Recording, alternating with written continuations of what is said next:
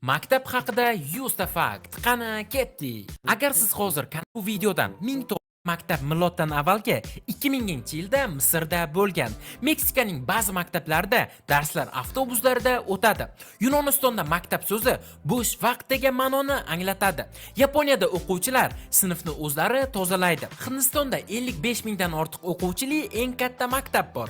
Xitoy ayrim maktablarida 60 nafar bola bitta sinfda o'tiradi. Butanda baholar foizlar bilan qo'yiladi. Shvetsiyada uy vazifalari berilmaydi. AQShning ba'zi maktablarida darsda saqich chaynash mumkin. Dunyoda 70% o'quvchilar maktabni yaxshi ko'rmaydi. 30% o'quvchilar esa maktabni ikkinchi uy deb bilishadi.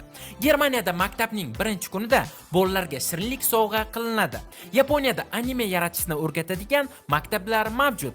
Koreyada o'quvchilar soat 22:00 gacha o'qib qolishlari mumkin. Fransiyada maktab tushliklari 1,5 soat davom etadi. Maktabda eng ko'p ishlatiladigan narsa bu ruchka.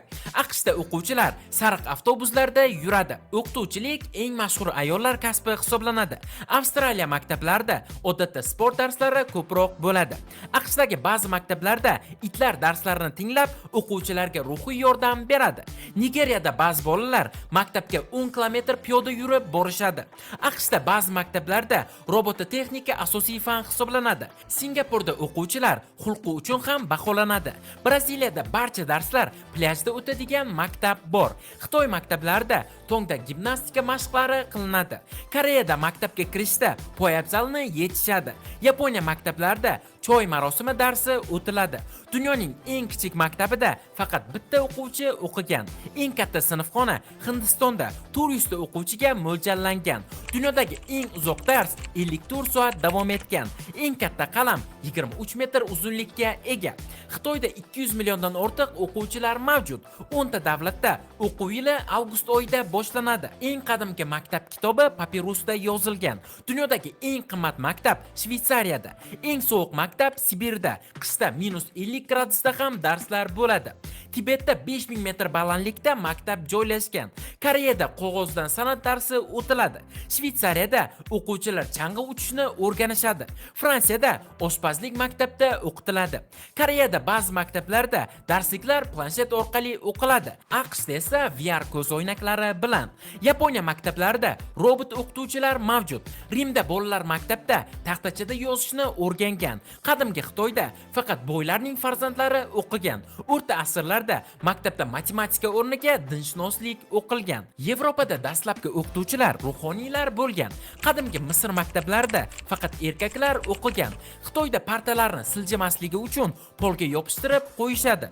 Finlandiyada sinflarda o'quvchilar stul o'rniga yostiqda o'tirishi mumkin. Koreyada o'quvchilar uchun alohida uyqu xonasi mavjud.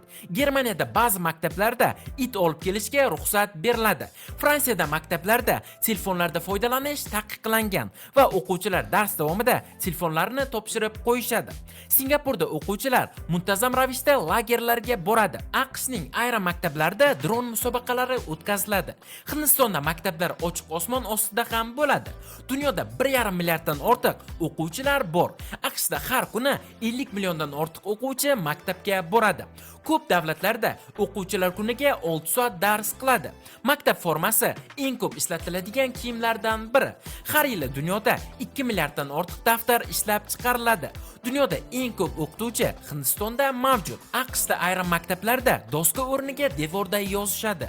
Koreyada o'quvchilar qishki kiyim bilan sinfda o'tirishadi. Fransiya maktablarida piknik qilib turishadi. Hindistonda ba'zi maktablarda chiroq ham yo'q. Ular derazaning nuri orqali o'qishadi. Norvegiyada o'quvchilar ba'zan daraxt ostida dars qiladi. Do'stlar, siz ham YouTube'da o'z kanalingiz bo'lishini xohlaysizmi? Lekin nima